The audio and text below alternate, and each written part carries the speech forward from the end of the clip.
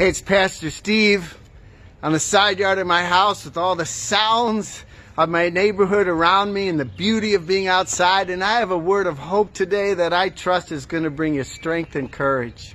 As I think about celebrating Holy Week this year, in the midst of this pandemic and the restrictions that we're under, I think this year, the truth of what we teach this week may be more real to us than in years past.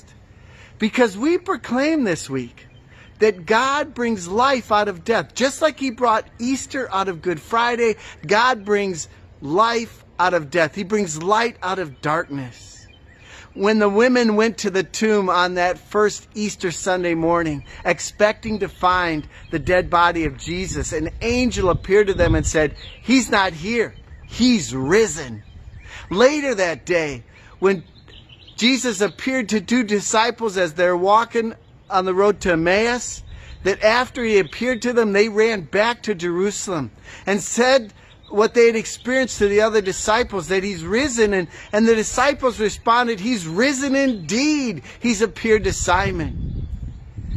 The truth that Jesus rose from the dead is the basis of our faith. It is the foundation stone of our trust in what God has done through Jesus.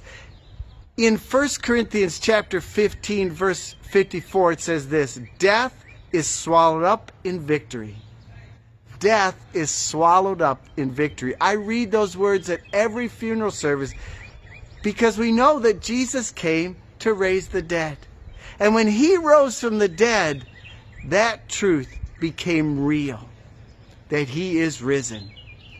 This week, dear ones, we have the opportunity to not only rest in that great truth of our faith, but to proclaim it to the world in the midst of this pandemic. And we can do that in a lot of ways. But I have one assignment for you in a particular way to proclaim it. I want you to make a sign that says, "He is risen," like this. You can make it on your computer or draw it with colorful letters, as long as we can read it clearly on a video that I'm going to ask you to make and send in. Make this sign and then take a video of you holding up the sign, maybe like this or over your head or waving or whatever you want to do. Make a brief video, 5-7 seconds, with you and maybe the people in your household. And then I want you to send it, email it to Greg Osborne. His email address is this: osborne.gregory@gmail.com. That's osborne.gregory@gmail.com.